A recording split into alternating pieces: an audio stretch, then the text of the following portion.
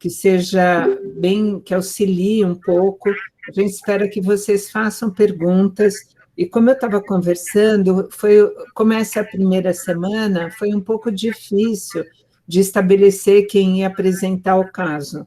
E como hoje à tarde não tinha ninguém, a gente conversou com o pessoal do DAPES e a professora Cristina, graciosamente, preparou o caso, que é um caso aqui nosso, da Escola Paulista de Medicina, que está tendo bastante dificuldade, o nosso serviço é pequeno, e ela, então, vai se apresentar ao professor José Geraldo também, e depois apresentar o caso. A gente espera que seja muito bom para todos. Muito obrigada pela presença, um grande abraço a todos vocês que aqui estão, e vamos lá trabalhar juntos. Bom, boa tarde a todos. Eu vou começar a apresentação. Você não quer só se apresentar e apresentar o Zé Geraldo, Cris, antes? Que acho que, não sei se nós somos tão conhecidos. Eu sou Cristina Guazelli, eu sou professora da Escola Paulista de Medicina, eu trabalho em obstetrícia e em anticoncepção. E eu queria dizer que eu estou, assim, muito orgulhosa e agradecida de poder fazer parte de um grupo seleto aí de professores, né, que estudam e que trabalham já há bastante tempo com infecção. O Covid, ele não é uma situação agradável, mas eu diria, imitando o professor Geraldo que está aqui, que o que ele escreveu hoje foi o que eu realmente, o que eu sinto, que o Covid, ele não é uma coisa interessante, ele é triste, mas ele acabou sendo interessante para nós, para nos unirmos, e eu nunca imaginaria que a gente poderia estar falando para tantas pessoas de tantos lugares, como eu estou vendo aqui, né, de todo o Brasil, e isso dá força para a gente, faz com que a gente continue estudando e tentando ajudar nesse momento que eu diria, não quero mais falar a palavra difícil, eu quero falar que é um momento diferente, e por ser um momento diferente, ele faz com que a gente tome atitudes diferentes, né? E estas reuniões, eu acho que elas têm sido, assim, muito proveitosas, muito boas, não só para vocês que estão assistindo, mas nós estamos aprendendo muito. Então, eu agradeço muito a introdução do meu nome e a oportunidade de pertencer a esse grupo. Vou, então, passar a palavra ao professor José Geraldo. Boa tarde a todos. Eu sou José Geraldo Lopes Ramos, sou professor da Universidade Federal do Rio Grande do Sul e trabalho no Hospital de Clínicas de Porto Alegre. Trabalho com gestação de alto risco, especialmente as gestantes com hipertensão arterial.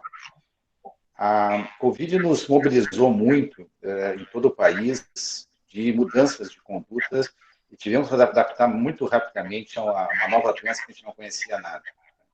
O tempo está passando, já faz um ano que nós estamos com ela, e a gente tem aprimorado um pouco a conduta, mais no sentido de deixar de fazer coisas, às vezes, do que de fazer coisas mais novas. E eu também estou muito grato de ser esse grupo seleto de várias pessoas de todo o país, de várias universidades do país, no qual se reuniu para tentar passar um pouco do que a gente tem discutido em relação à Covid. Né? Eu gosto de sempre frisar que a gente aprende no dia a dia, a gente hoje faz coisas que, eventualmente, daqui a alguns dias a gente não vai fazer mais, já fizemos coisas que deixamos de fazer, e é uma doença nova, um desafio muito grande para todos nós, e a gente tem visto em todas as reuniões o trabalho muito grande de todas as pessoas. Né? A adaptação dos médicos brasileiros foi muito grande para poder chegar e tratar os pacientes de todo o país. Então, é uma via de duas. Né? A gente tem trazido alguns conhecimentos, mas também nós temos adquirido conhecimentos com as apresentações e com as discussões de todas as pessoas. Então, é muito rico esse momento, porque a gente consegue chegar em locais onde normalmente não chegaria e traz informações que vocês que também são importantes para nós, inclusive vão passar para outras pessoas do resto do país. Né? nós programamos aí um caso clínico e a ideia é que esse caso clínico seja passado pela Cristina agora, né, a partir de agora.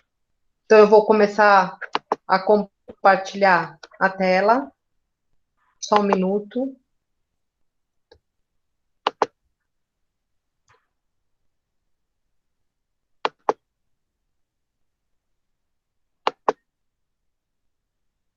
Tudo bem? Sim, Cris. Tá. Então, é um caso da escola, né? Então, eu faço parte da Escola Paulista de Medicina, Universidade Federal de São Paulo, e essa paciente, ela foi internada, ela chegou ao hospital no dia 22 de março, às 14h49. Então, a paciente é AOS, 21 anos, parda, casada, do lar, natural e procedente de São Paulo. Como queixa, ela tinha falta de ar e tosse seca há 10 dias.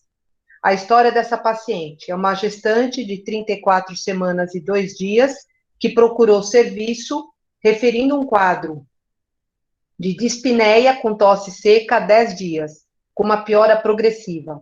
Refere episódio de febre, aferida 38,5 nos 3 primeiros dias do quadro. Nega coriza, dor torácica, mialgia, cefaleia, alteração urinária ou intestinal. Ela já coletou o swab para COVID num serviço externo há 7 dias e está aguardando o resultado. Então, quando ela chegou, era o 10º dia de sintoma. Como antecedentes pessoais, ela nega outras doenças respiratórias, ela nega vícios, nega alergia e nega tabagismo. De antecedente menstrual menarca aos 15 anos, ela tem ciclos regulares, tem dismenorreia ou outras queixas. A data da última menstruação dela é 24 de abril de 2020. Como antecedentes sexuais, sexarca aos 16 anos, ela já teve 3 parceiros e ela nega o uso de método anticoncepcional. Ela é uma primigesta, a data da última menstruação, dia 24 de abril de 2020. Pela data da última menstruação, 34 semanas e 2 dias nesse momento. Ela não tinha cartão de pré-natal, ela não enviou cartão de pré-natal, ela não tem ultrassom inicial. Isso porque para nós, a idade gestacional, ela seria bem importante. Ela refere boa movimentação fetal e nega perdas vaginais ou contração uterina. No exame físico de entrada, a paciente, ela estava contactuando, estava em bom estado geral, corada, ela estava hidratada, uma temperatura de 36,7, mas tinha uma frequência cardíaca de 99 e já tinha uma frequência respiratória de 40 movimentos, 40 respirações por minuto. Uma PA de 117/62 e uma saturação de 94. No exame, a ausculta pulmonar, murmúrio vesicular presente e com estertores bilaterais. No abdômen, um abdômen gravídico, flácido, indolor, uma altura uterina de 30, dinâmica uterina ausente, movimentos fetais presentes e batimentos cardíacos fetais de 134. O diagnóstico, então, de entrada dessa paciente, o diagnóstico obstétrico de normalidade era uma gestação tópica de 34 semanas e 2 dias, numa primigesta, feto único e vivo e uma apresentação cefálica. O diagnóstico obstétrico patológico pregresso ela não tinha, porque ela era uma primigesta. Diagnóstico obstétrico patológico atual de obstétrico ela não tinha nada. Diagnóstico ginecológico nada. Clínico cirúrgico foi feito o diagnóstico de uma síndrome respiratória aguda grave e o COVID ficou interrogado porque a gente ainda não tinha certeza. Síndrome respiratória aguda grave, porque era uma paciente que estava com dispneia e uma paciente que já tinha uma saturação de O2 menor que 95.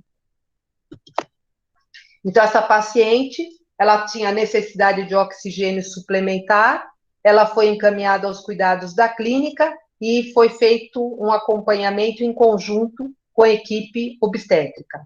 foram solicitados exames gerais, a tomografia de tórax, foi colhido um PCR, um novo PCR, porque ela não tinha ainda o resultado, já tinha 7 dias que ela tinha colhido, ainda não tinha o resultado. Nesse momento foi feita a cardiotocografia e foi já pedido para essa paciente um leito de UTI. De exames na internação, então ela tinha uma hemoglobina de 11,4, um hematócrito de 34,7, glóbulos brancos de 11.500 e tinha plaquetas normais de 352.000.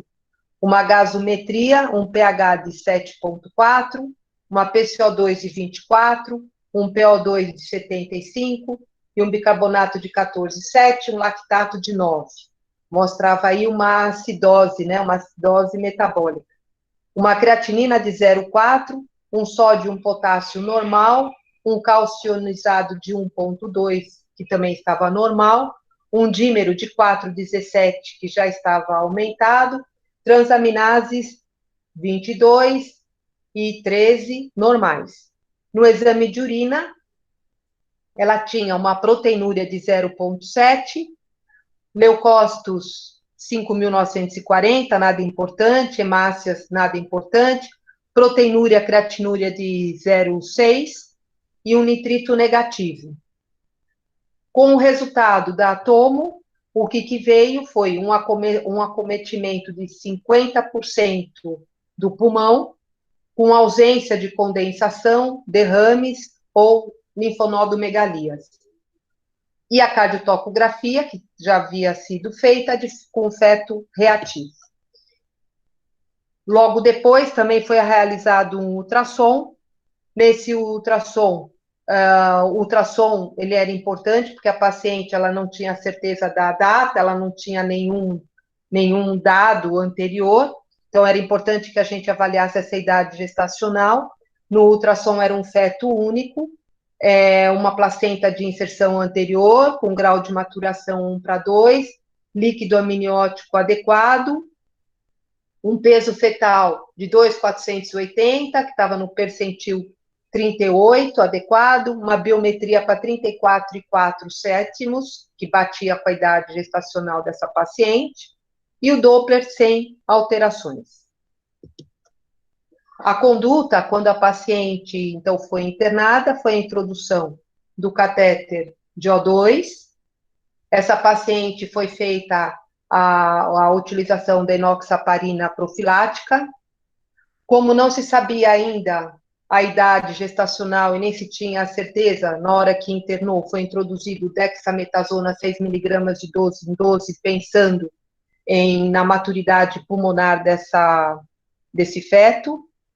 Como se essa paciente, porque isso aqui foi antes de se observar a tomo, isso aqui era só pela clínica da paciente, então foi introduzido antibiótico, ceftriaxone, 2 gramas EV e azitromicina.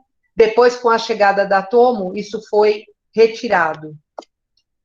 A evolução da paciente. Então, a evolução da paciente no dia 23 e 24, que aí era essa paciente, então ela foi internada na enfermaria para COVID, foi introduzido catéter nasal de oxigênio com 5 litros por minuto, ela continuou saturando 92, a frequência respiratória se manteve elevada, ela apresentava desconforto respiratório e o catéter aí foi trocado para máscara de O2. Às 8 horas, a máscara de O2, com 12 litros por minuto, saturando 96%, uma frequência respiratória ainda elevada e a piora do desconforto respiratório. Essa paciente evoluiu nesse mesmo dia, piorando o desconforto respiratório.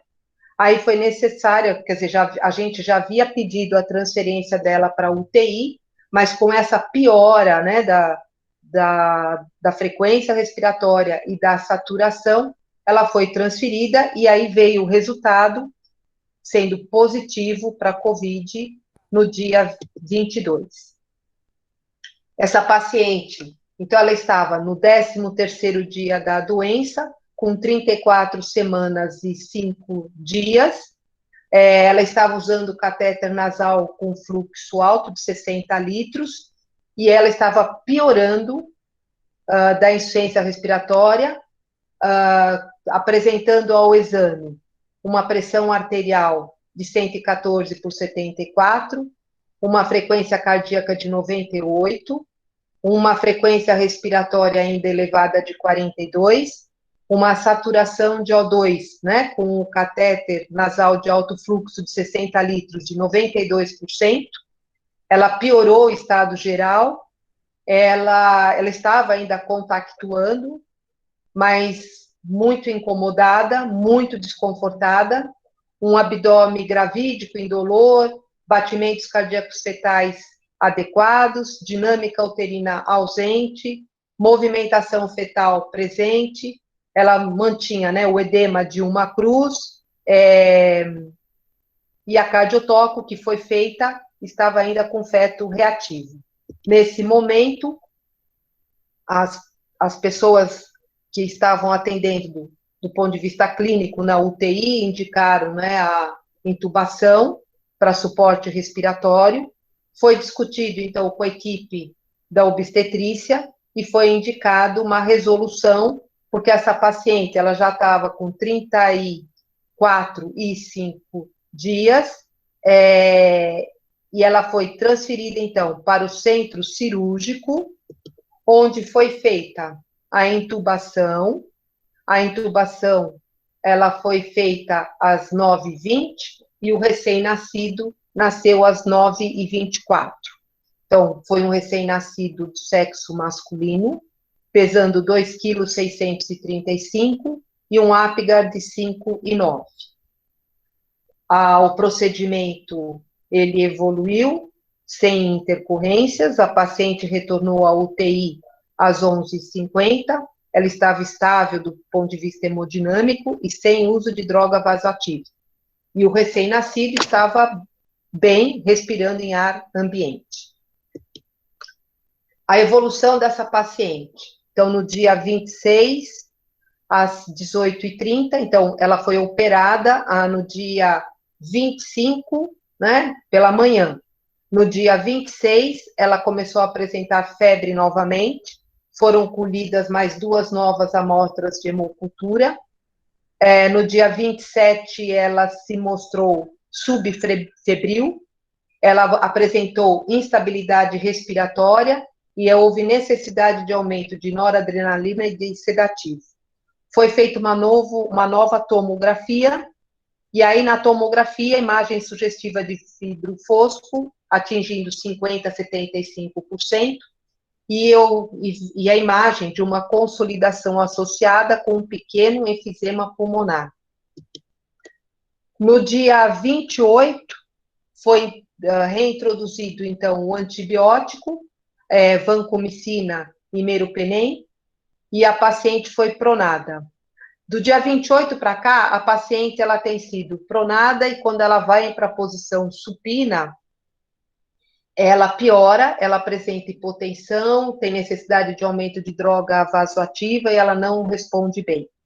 No dia 30 e 31, de forma semelhante, essa paciente ela tem sido pronada e depois colocada em posição supina. Hoje ela está em posição supina, ela ainda está muito desconfortada, ela ainda não está respondendo de forma adequada e tem necessidade ainda de uso de droga vasoativa. De exames dela, nós temos os resultados da hemocultura, todos vieram negativos. A hemoglobina dela atual, 11,2, ela está com aumento de leucócitos, 15.340. As transaminases estão se mantendo ainda adequadas, 31,30. A creatinina, 0,5, não houve alteração. O calcionizado dela está igual. E a PCR de 46. Em relação ao recém-nascido, o recém-nascido evoluiu bem, ele está estável, ele está respirando em ar ambiente, ele não teve intercorrências e ele só está aguardando a família para poder ser liberado e ter alta. E o PCR dele veio negativo. Acho que pode ser colocado para discussão.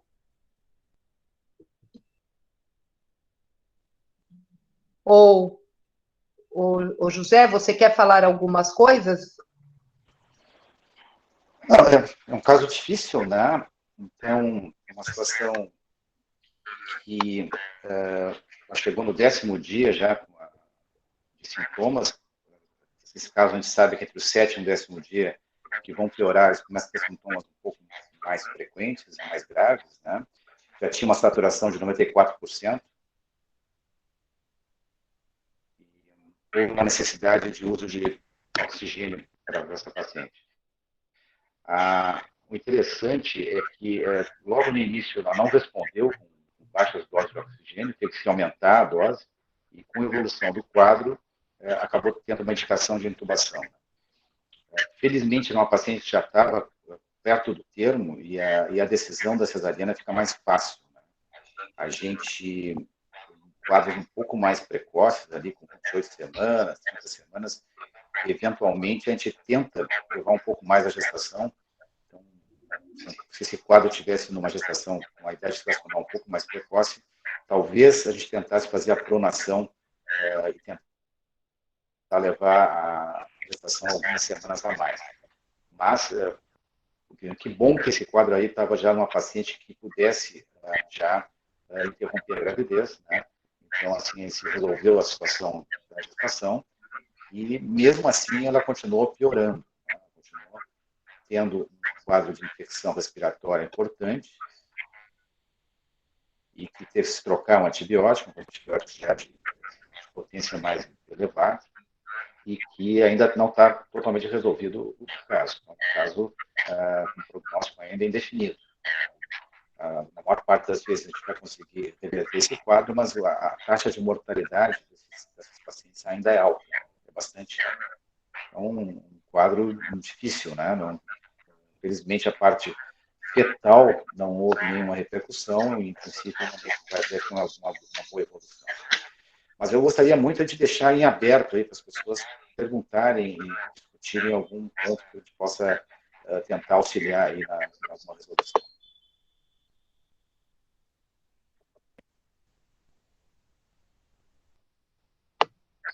Não sei se alguém gostaria de perguntar alguma coisa. José Geraldo, eu acho que a gente poderia começar a falar algumas coisas, porque eu não estou vendo nenhum questionamento ali, né? Eu acho que poderia, talvez, que eu acho que é importante a gente pensar em quando que a gente define quando é uma paciente que está com um grau leve, moderado ou grave, porque eu acho que isso é extremamente importante para nós obstetras, para a gente conhecer e pensar quando que eu tenho que dar uma assistência melhor para a nossa gestante. E os parâmetros que a gente pode observar, né, para tomar esses cuidados. Eu vou colocar aqui, enquanto você fala, eu vou colocar aqui o nosso manual, porque eu acho que a gente precisa fazer propaganda do nosso manual, porque o nosso manual, ele está muito bom e as pessoas devem ter acesso e devem ver, porque tem tudo isso no manual.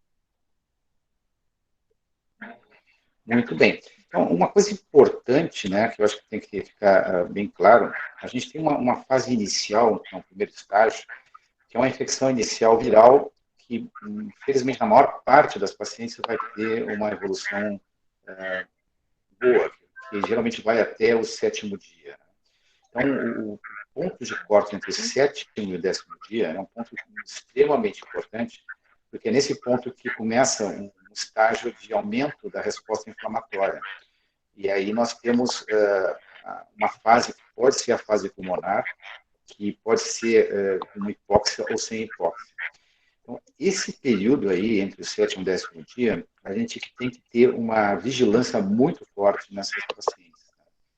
E talvez uma informação muito importante que a gente tem que ter é que a paciente que chega nessa fase inicial, de infecção inicial, ela deve ser monitorada, né? A gente tem utilizado muito o telemonitoramento, né? Os pacientes, a gente telefona para os pacientes a cada 24, no máximo 48 horas, para verificar como é que está a evolução. E por que isso? Né? Porque a gente sabe que talvez o grande diferencial de diminuição de mortalidade dos pacientes é a internação rápida da paciente que vai ter um quadro mais grave. E isso pode diminuir de uma maneira significativa a mortalidade materna desses pacientes. Então, esse monitoramento aí que nós temos nos primeiros 7 dias até o 10º dia tem que ser insistente. E aí, então, a gente tem uma classificação que foi realizada de leve, moderado e grave, né, que está no quadro, onde o quadro leve é uma síndrome gripal, que às vezes é de difícil diferenciação de outros quadros gripais. Agora a gente vai iniciar o nosso inverno aí, e vamos Zé Geraldo, aparecer as outras só um entidades. pouquinho. Gente, por favor, fechem o microfone. Quem não está falando está dando muita microfonia. Cris, feche o seu também, por favor. Perfeito. Melhorou? Eu não consigo fechar. Então tá. Não, mas até eu acho que está tranquilo aí. Mas, então, a gente tem essa classificação entre leve, moderado e grave, e é super importante agora que vai começar o inverno, né, a gente tentar fazer um diagnóstico diferencial entre as outras infecções e a Covid, o que é muito difícil, né, porque os sintomas são exatamente os mesmos, né, uma coriza, uma dor abdominal eventual, febre, calafrios, uma mialgia. Então, é muito complicado da gente fazer o quadro diferencial. Quando já chega uma tosse mais persistente, uma febre persistente diária, uma piora progressiva do quadro, e aí por isso a importância de a gente monitorizar aí entre o 7º e 10º dia, o quadro vai ficar mais característico para a COVID, né? E no quadro mais grave, em vez de hipertermia, eu posso ter até uma hipotermia ou uma hipotensão. Isso é um fator de risco importante, né? Quando a paciente que tem aquele resfriado comum começa a ter essa persistência dos sintomas e essa prostração que vai aumentando.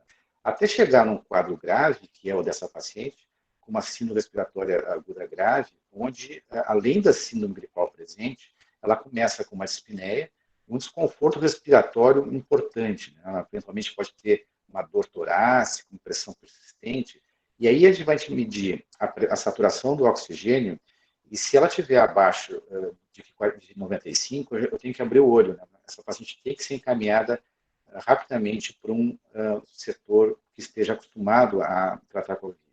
E isso também tem um aviso importante, né?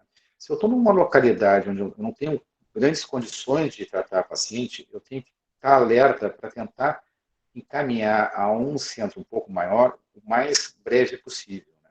Isso também pode fazer diferença numa hora de diminuição da mortalidade nessas pacientes, né?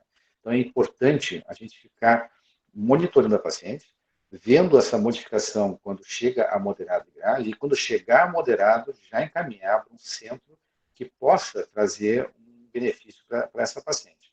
Então, é uma coisa importante, né? A gente tem um score de alerta obstétrico, né, modificado, no qual a gente tem um alerta amarelo, né, de acordo com alguns parâmetros, né? Então, a gente tem a frequência respiratória como um parâmetro importante.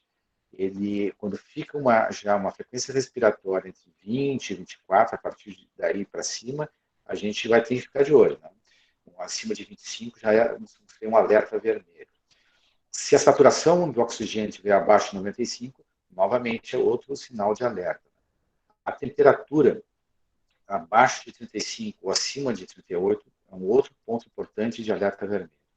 A frequência cardíaca, nós podemos ter tanto taquicardia quanto bradicardia, né? E, novamente, a hipertensão ou a hipotensão, fatores que nos alertam que esse quadro está piorando. E o sensório, né? Essas pacientes, devido a essa oxigenação deficitária, elas aumentam muito assim, as alterações de nível de consciência. Então, a consciência fica realmente a paciente já obnubilada e já com dificuldades de cognição. Então, a gente tem que tentar ficar muito alerta para que, antes que complique, já encaminhamos por algum local que possa dar uma melhor sustentabilidade clínica para essas pacientes.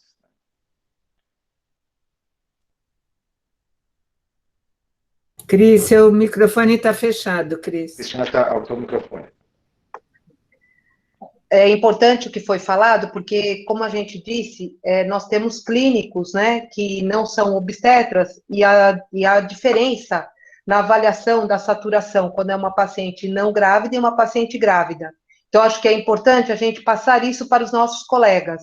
Frequência respiratória, tá certo? Menor, frequência respiratória maior do que 25, maior ou igual a 25, começa a ser preocupante, e a saturação menor do que 95 para a gestante já é preocupante. Eu acho que é essa a mensagem que tem que ficar.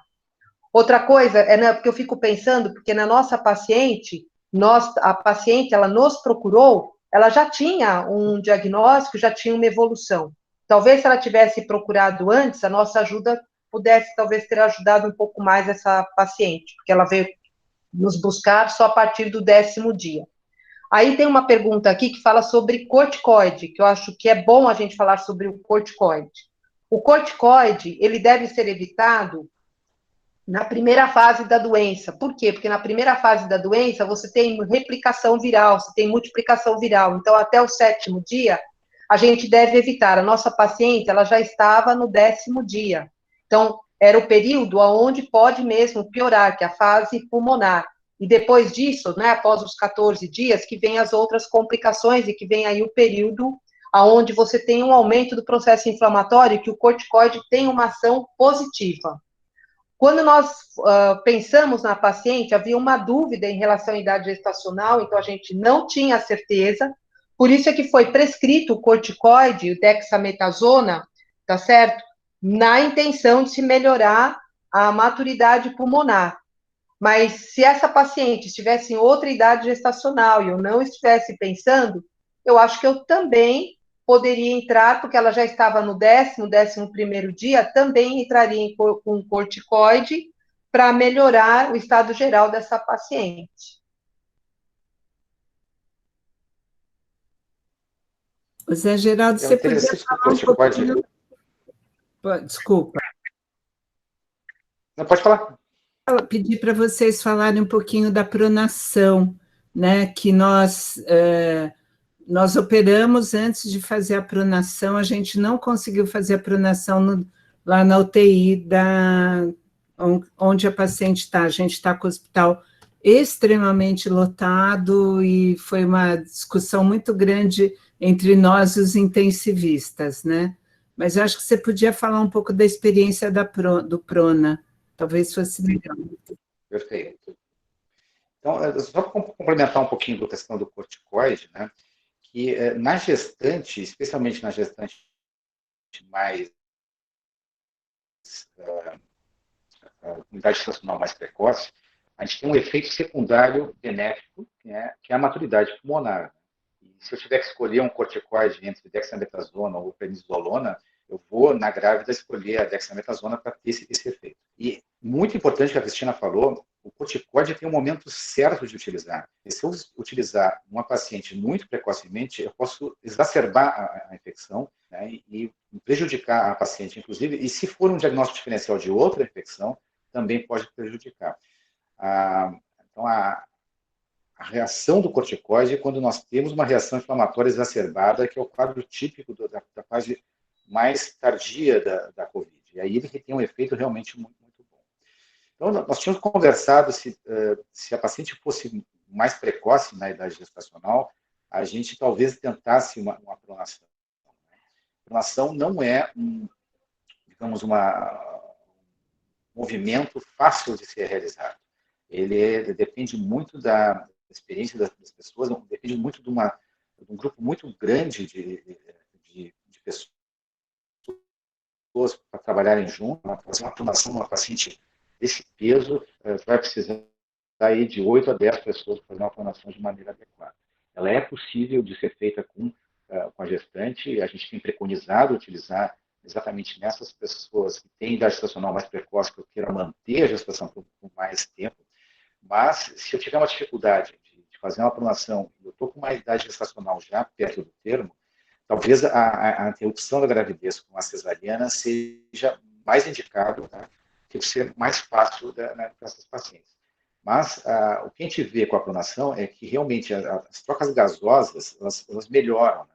Por que isso? Né? Porque possivelmente a reação inflamatória pior está no alvéolo. E eu conseguindo tirar o peso em cima do alvéolo, tá? Na parede posterior pulmonar, eu consigo ter uma melhor troca de oxigênio no alvéolo.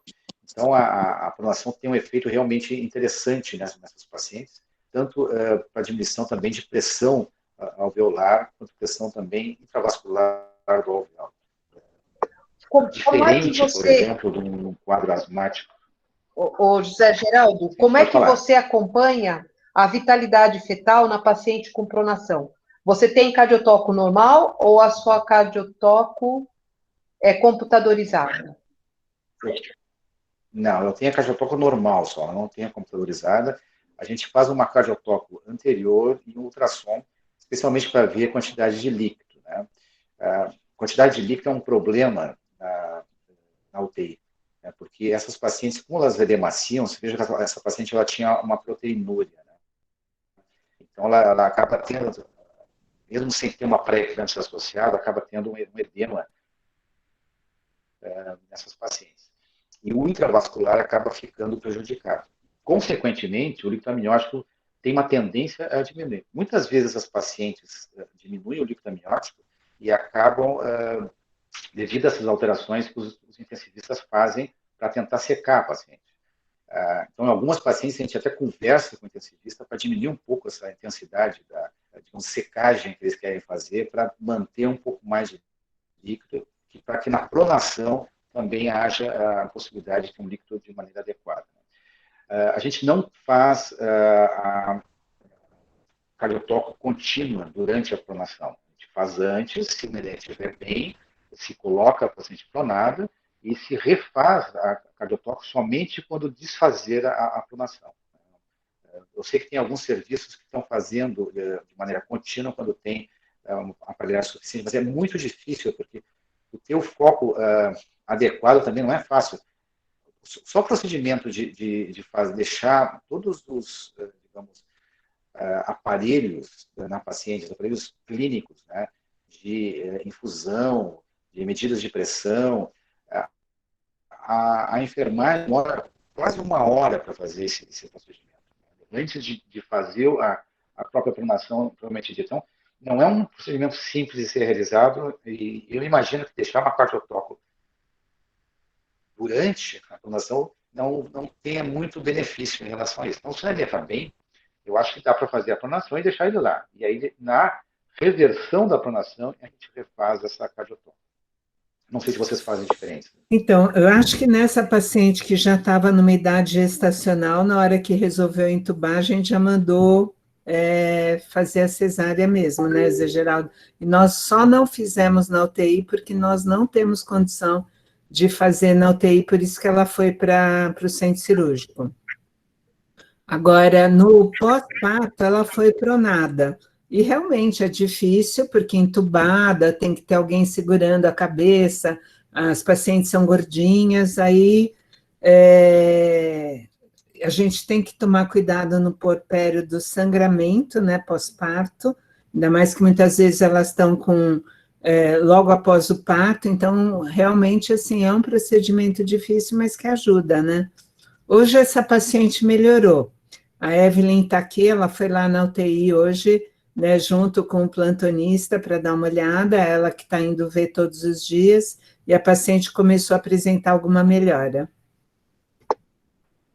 A paciente ela foi colocada, né, em pronação algumas vezes, quando ela era posta na posição supina, ela voltava a ter desconforto, parece que hoje ela está ficando, ela ficou, desde manhã, acho que ela já está na posição supina. E eu acho que uma coisa boa é porque ela parou de ter febre, a hemocultura veio negativa, Só que aí a tua resposta, por que ela teve essa proteinúria, ela pode sim ter sim, o diagnóstico que a gente não sabe, porque não tem cartão, não tem nada dela de acompanhamento, mas ela podia ter uma pré-eclâmpsia, né, que justificasse essa proteinúria inicial dela e que acompanha.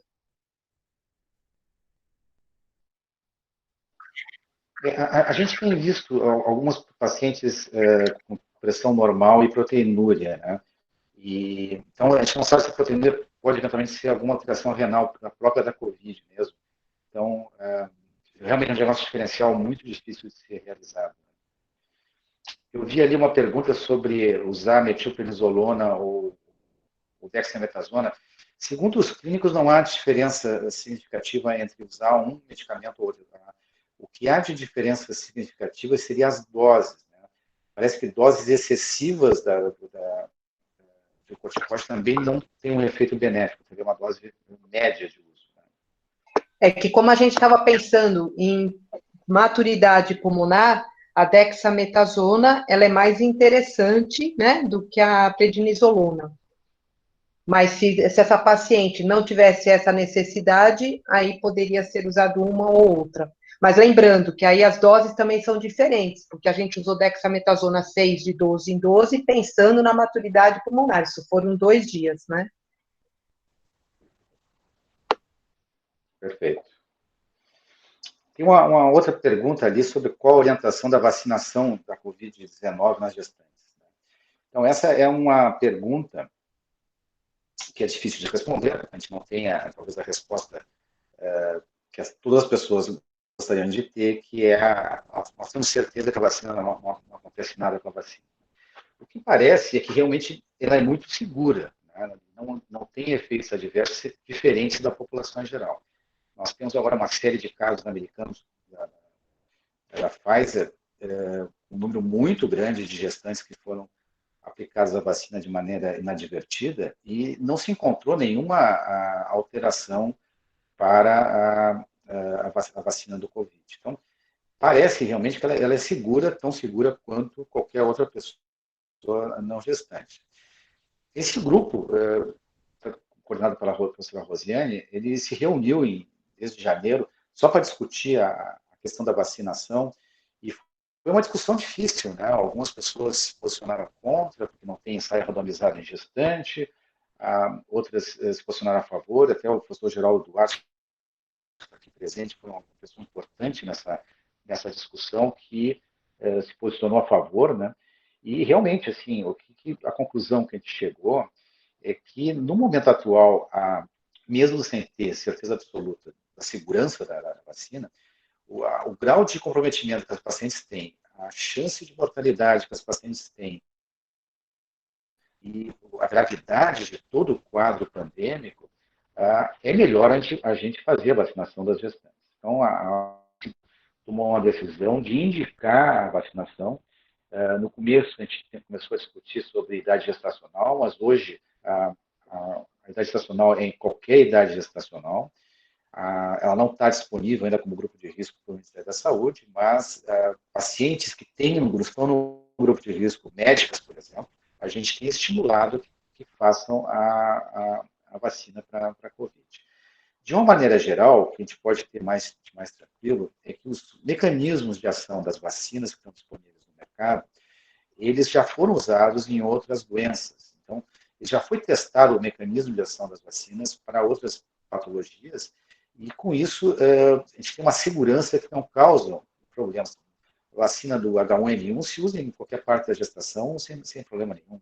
Então, assim, é uma coisa que tranquiliza a gente utilizar a vacina. Então, no momento atual, o nosso grupo aqui se reuniu e decidiu fazer a vacinação. Até não sei se o professor Geraldo Duarte queira comentar alguma coisa em relação a isso, alguma novidade que ele tenha.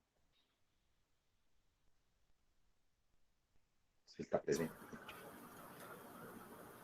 Posso falar? Nós estamos com uma... Isso! Seria ótimo.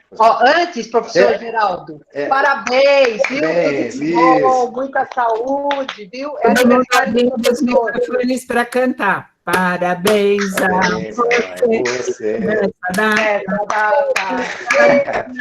Muitas felicidades, muitos anos de Vermelho.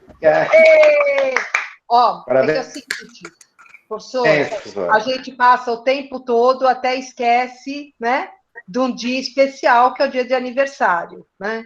Então, pelo menos, nós podemos cantar parabéns. Não dá para dar abraço, mas sinta-se, ó, abraçado. Obrigado, Cris. Obrigado pela lembrança. Obrigado. Muito bom, gente. Vamos aproveitar, né, que reunimos. Está parecendo coisa de pastor, né? Estamos aqui reunidos para a gente aproveitar tanta gente interessada, aos quais eu abraço, mesmo que de forma remota, mas abraço todo mundo. Saúdo a todos que estão interessados no combate, no controle dessa doença que nós sabemos muito pouco. E, de novo, estamos reunidos para tentar aprender. Todos nós aprendemos, todos nós aprendemos. O caso que a Cristina trouxe para nós, um caso bem ilustrativo daquilo que o conhecimento atual nos autoriza a fazer, né? Sem a certeza absoluta de que estamos fazendo o melhor, mas é o que o conhecimento atual permite, e isso nós vamos desenvolvendo. E é isso que a Cristina trouxe para repartir com vocês, para partilhar com todos nós, para que a gente possa aprender com o caso que ela trouxe, né? A pergunta que suscitou essa primeira discussão é a vacinação. Eu vou ser um pouco mais enfático, porque eu não gosto de perder, obstetra não gosta de perder de jeito nenhum. Porque as nossas perdas, elas significam vidas. É vida do feto, vida da mãe. É um desequilíbrio para a família, é um desequilíbrio para a comunidade. Então, nós, obstetras, jamais vamos conviver bem com perdas. E a Covid veio para nos testar, dizer para nós, ou vocês estudam e aprendam, ou vocês estudam e tomam jeito e conseguem evitar a aglomeração, fazer com que as pessoas, a humanidade, se controle, ou senão, vocês vão continuar perdendo. Porque eu não vou fornecer ainda o tratamento.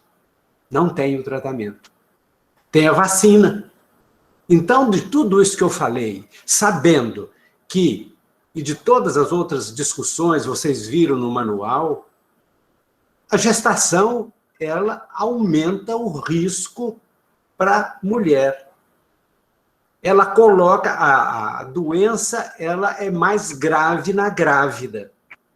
Ela mata mais grávidas. Antigamente, nossa, é estranho, né? Antigamente é 1 ano atrás, ou menos que 1 ano. Os primeiros trabalhos, não tem diferença. Mas as casuísticas, elas eram de 10, 12 pacientes. Hoje não. Hoje nós temos casuísticas, só no Brasil, mais de 300 mortes. Então, como é que nós vamos negar algo que mata feto? Antes de ontem, eu tive a morte de um feto. Nasceu ontem de manhã, o feto morto, mãe entubada. Mata o feto. Se ele sobrevive, eu tiro o pré-termo, ou ele nasce pré-termo. E a mãe pode morrer. Tem grande risco de morrer. E o que é que eu tenho para contrabalancear isso? O que é que a ciência ofereceu para mim? Ela ofereceu vacina. Então, mesmo que os estudos não tenham incluído grávidas para serem avaliadas, todo o conhecimento atual diz ela é segura na gravidez. Coronavac vacinou 501 gestantes. Por que não divulgou? é porque se eles divulgarem, eles vão estar assinando embaixo que eles selecionaram mal as pacientes. Isso aconteceu com todas elas, Pfizer, Moderna, AstraZeneca, todas elas. E todas elas já estão com estudos de vacinação em grávida. Agora, estudar grávidas e crianças. Vocês acham que se não fosse segura, eu ia propor um estudo de algo que não é seguro? Então, tudo isso me dá o lastro para chegar aqui para vocês e dizer, eu tenho desse lado algo que mata, e tem desse lado algo que pode salvar. Então, por isso que eu fico muito entusiasmado para falar dessa forma, para falar a favor da vacina. E para vocês, eu vou deixar 3, só sobre vacina, eu vou deixar 3 mensagens para vocês. Gestante pode vacinar. Vamos introjetar isso, fazer disso um mantra, para a gente ter segurança para falar para as nossas gestantes, que vêm seguras, elas vêm de Fantástico, vê Google, vê tudo. E lá nós temos uma série de informações desencontradas. Então, agora vocês têm condição, tiveram contato com um grupo grande de profissionais que vem se dedicando a isso, para dar segurança para vocês. Então, a primeira mensagem, grávida pode vacinar. Segunda mensagem, grávida com fator de risco, hipertensa, diabética, obesa, essa grávida deve, olha o verbo, deve vacinar. E a última, para encerrar, que eu já conversei demais, é: quem amamenta pode amamentar? Sim, quem amamenta pode amamentar. Se nós sairmos daqui com essas 3 afirmações que a gente pode levar, que a gente possa levar para as nossas gestantes, a briga por vacina para elas, para a dose para essas gestantes, é uma outra instância. Os nossos chefes do ministério, eles vão buscar. Nós estamos dando a eles, a certeza de que a academia, onde o conhecimento é gerado, está lhes dando o embasamento e o lastro para que eles possam lutar por vacina por nossas grávidas. Se eu estivesse numa posição de coordenar a distribuição das vacinas, a grávida entraria como um grupo de risco. E dentro desse grupo de risco, ela teria a prioridade no sistema de vacinação. Mas como isso chegou tarde, vamos estratificar. A grávida pode vacinar se ela estiver dentro do esquema de vacinação de determinado município ou estado. Agora, a mulher sob risco, essa não, essa nós temos que brigar por ela. Brigar de uma forma diferenciada, para que ela seja incluída na vacinação. Ô Zé, desculpa ter tomado tanto tempo da sua fala. Professor Geraldo, por posso favor, fazer uma pergunta? Só fazer um comentário, Cris. Geraldo, fala em qual época da gestação que ela pode ou não receber a vacina. Por favor. Qualquer época ela pode vacinar. Ela não tem aquele negócio do primeiro trimestre, não. Qualquer época em que ela estiver à disposição para ela ser vacinada, ela tem segurança para ser vacinada. Nós não temos nenhuma das vacinas, elas têm algum fator, algum elemento, algum componente que seja maléfico para a gestação. Então, respondendo a professora Rosiane, qualquer época da gestação está liberada. Fez uso da primeira dose, descobriu que está grávida, pode tomar a segunda dose. Obrigado pela pergunta. Essa pode tomar a segunda dose, deve tomar a segunda dose. Excelente. Vão lembrando aí das dúvidas. Eu trouxe três statements, né? Agora as dúvidas podem ser... Porque eu acho que essa pergunta é a pergunta que vai ser a mais comum daqui para frente. A paciente fez uso da vacina, ela não sabia, engravidou, e ela vem com a dúvida. Então, a gente tem que afirmar que tudo bem, e ela vai tomar a segunda dose. Obrigado pela pergunta, foi excelente. Agora eu devolvo, Zé. Tem mais algum questionamento? Acho que podia falar, o José Geraldo, do uso de anticoagulante. Quando introduzir o anticoagulante? Por exemplo, na minha paciente que estava com uma dispneia grave, né? Se havia indicação da anticoagulação.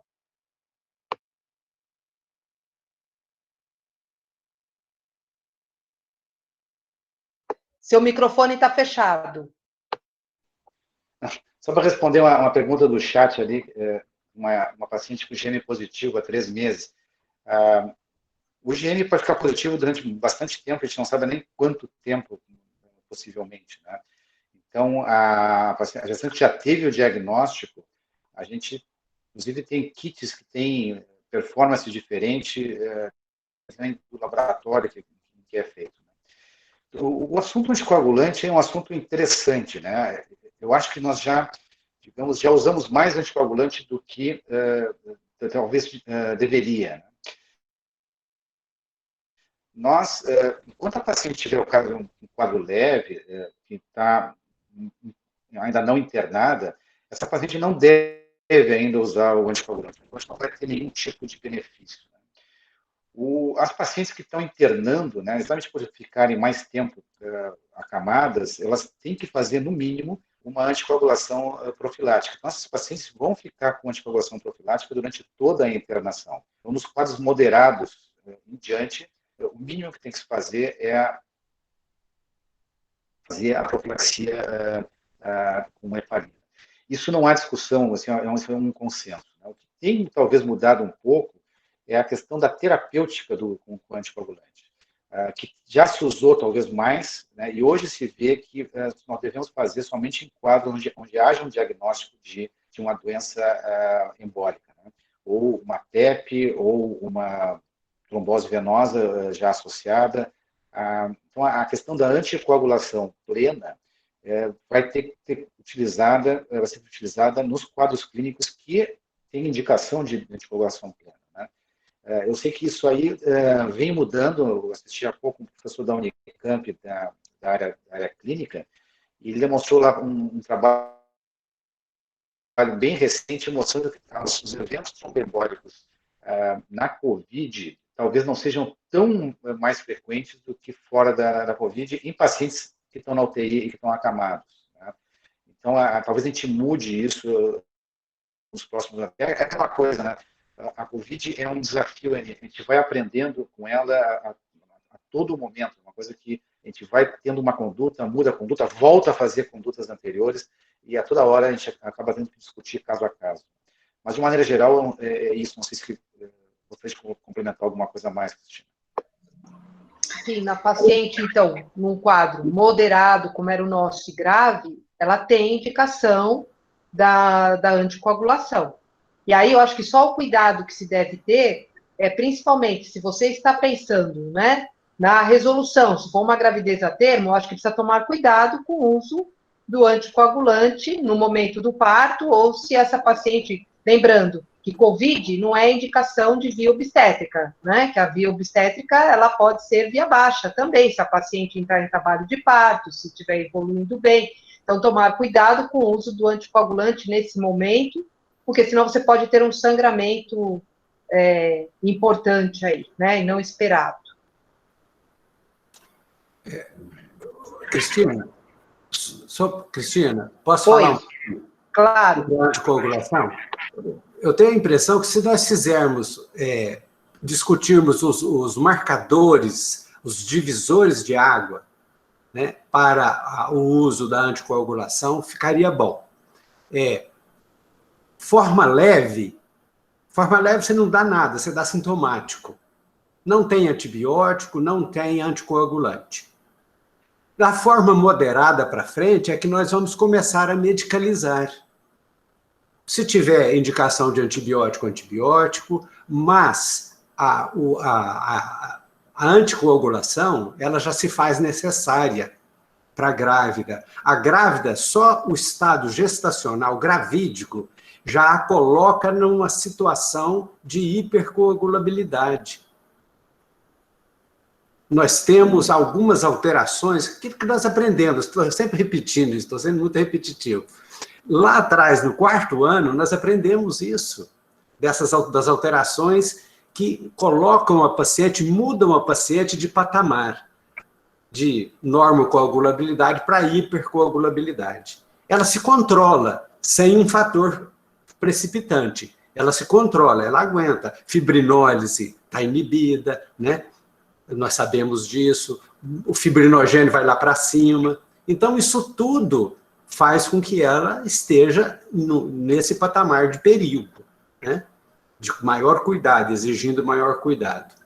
Com a reação covidiana que nós temos, que o fenômeno inflamatório, as quimiocitocinas inflamatórias estão lá em cima, nas alturas, essa paciente vai desenvolver a hipercoagulabilidade.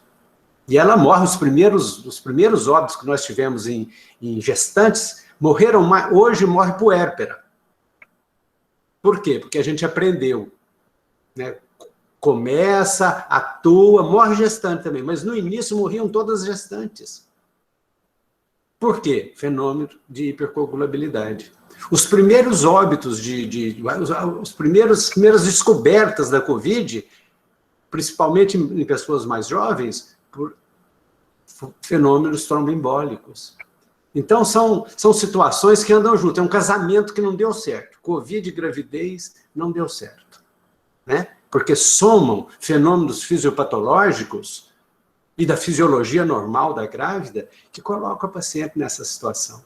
Então, moderado e grave, aí nós temos que anticoagular. Mas eu quero chamar a atenção para uma outra armadilha que o laboratório nos prega, né? E eu tenho a impressão, pelas discussões anteriores e o que eu recebi de mensagens de e-mail, no e-mail, eu acho que uma das maiores dúvidas que a gente, e é oportuno nós comentarmos aqui, é a valorização ou não do dedímero. O dedímero, hoje, eu estou com tanto medo dele, dos excessos cometidos em nome do dedímero. O dedímero, ele aumenta com vento forte, barulho de avião, ele altera. Então, pequenas alterações eu já quero entrar com o anticoagulante. E o dedímero não é para isso. O dedímero, ele indica, e a indicação dele, de solicitar o dedímero, é para o controle, se o aumento diminui o anticoagulante. É para controle. Então, se nós partilharmos isso daqui, as pessoas refletirem sobre isso, partilharem nos seus locais de trabalho, sobre a necessidade, a pertinência de nós nos basearmos em dedímero para indicar a anticoagulação. Então, é preciso, é uma oportunidade muito boa que nós temos de partilhar e que a gente está aproveitando, né? Muito obrigado. Geraldo, acho que de tudo isso que você falou, acho que o importante é a gente falar que quando a paciente está na fase inicial, na fase leve, né, que ela não tem muita sintomatologia, que não tem tratamento para isso, que não é para se utilizar anticoagulante. Que essa é uma pergunta também que eu vi que as pessoas fazem muito. O paciente tem diagnóstico, está grávida, está lá com, né, uma alteração, está com diagnóstico, está com processos, como sintomatologia gripal, coriza, tosse, é para usar anticoagulante? Não, a paciente está em casa, não é para dar anticoagulante. É para dar antibiótico? Não, não é para dar antibiótico. A gente introduziu o antibiótico nesse caso porque ela tinha uma ausculta sugestiva de pneumonia, ela tinha estertores em ambas as bases, mas quando veio o exame, não tinha diagnóstico de consolidação, tanto que o antibiótico ele foi retirado. Na segunda tomografia, e porque ela persistia com temperatura, veio o diagnóstico, então se introduziu o antibiótico. Então, eu acho que isso é importante. Na forma leve, não se tem tratamento, é sintomático. não se dá anticoagulante e não há necessidade de antibiótico. Perfeito, Cristina. Acho que essa é uma mensagem importante. Assim, a fase leve, que vai ser a grande maioria das pacientes, o tratamento é sintomático só. Então, não há necessidade de usar medicamentos, nenhum medicamento. E o outro ponto que eu acho que é importante, que ajudou na diminuição da mortalidade dessas nossas gestantes, foi a gente ficar controlando essas pacientes ao longo dos dias, né? Especialmente os primeiros 10 dias, para ver para que lado ela vai. Né? Se ela vai para um lado de um quadro moderado grave ou se vai permanecer num quadro leve. E a indicação de encaminhar essa paciente para um local onde tenha um quadro, uma condição de dar um tratamento clínico mais adequado para ela, o mais breve possível, também é um fator importante. Talvez no início a gente demorasse muito tempo para levar as pacientes para unidades que tivessem mais condições, né? Assim como em locais onde estavam superlotados também, não tinha condições suficientes, esses locais também a mortalidade estava aumentada. Então, eu acho que a vigilância dessas pacientes é super importante, né? Acho que são 5 horas, né? Não sei se nós vamos chegando perto do encerramento, né? Acho que a grande mensagem que nós podemos dar é que, assim, essas pacientes não podem ser deixadas de lado. Nós temos que observar elas durante bastante tempo. Não sei, Rosane, se tu quer falar alguma coisa a mais no final. Não, só lembrando a todos que nós vamos ficar durante 4 meses, né? Todas as manhãs e todas as tardes entrando para responder dúvidas, cada dia de uma região do Brasil. Então, assim, tragam as suas experiências, as suas dúvidas. Se a gente não souber, a gente vai estudar junto. E é um prazer estar com vocês. E meu agradecimento eterno a esse maravilhoso grupo de trabalho que vem todos os dias, que está junto, um ajudando o outro. Que acho que isso foi, como diz, assim, foi um ganho, né, que nós recebemos do Ministério da Saúde, a possibilidade de estar trabalhando conjuntamente para tentar ajudar as pessoas em diversas áreas do país. Muito obrigada. Eu quero agradecer a presença de todos, dizer que eu estou muito feliz, porque assim, eu imaginava, porque nos outros casos, eles eram feitos pela pessoa da região e que atraía e que convidava as pessoas próximas da região. Quando eu fui convocada para fazer o caso, eu falei assim, poxa, eu provavelmente não vou ter ninguém me vendo, porque é uma quinta-feira, à tarde, véspera de um feriado. Então, eu fico muito feliz em dizer que todos vocês estão aqui presentes, na véspera, né, de um feriado esse ano diferente, mas eu quero desejar a todos aí, olha, uma Páscoa repleta de saúde, a Páscoa é renascimento, então que a gente tenha boas ideias, que a gente tenha bons pensamentos, para que a gente possa sonhar um pouco, né, e chegar a um final feliz, que é o que eu desejo para todos aqui, né, que a gente ainda possa se encontrar várias vezes. E aí, numa próxima vez, quem sabe, que a gente possa se abraçar, né? Então, obrigada a todos. Doutora Rosiane, só um minutinho, Regina aqui da Cosmo, eu gostaria de colocar aqui, assim, agradecer imensamente esse grupo. Nós estamos recebendo vários feedbacks, né, dessa semana, em que a gente contemplou aí as 4 regiões, né, a gente finaliza as 5 regiões na segunda-feira, com a região sul. Então, dizer que nós estamos aqui à disposição. Em relação à preocupação do doutor Geraldo quanto às vacinas, a gente está junto com a Karen aí, reforçando os links de acesso a esses materiais, porque o que a gente quer, o que a gente deseja mesmo, e o que a gente pode contribuir nesse momento, para além de apoio aos estados, é a divulgação desse trabalho fantástico que vocês fizeram.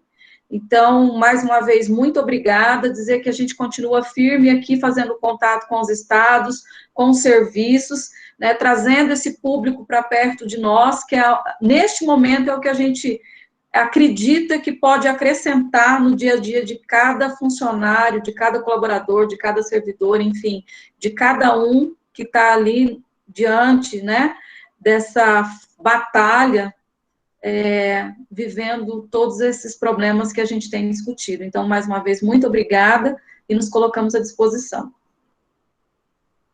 Obrigada, muito obrigada ao DAPES, né, toda a turma que trabalha aí com o Braga e ao Braga, né, está sendo muito bom trabalhar em conjunto. Obrigada, professora. Tchau, pessoal. Obrigada. Tchau. Tchau, pessoal. Boa Páscoa para todos. Tchau, tchau. Bom Tchau, feriado tchau. a todos. Obrigada. Boa Páscoa.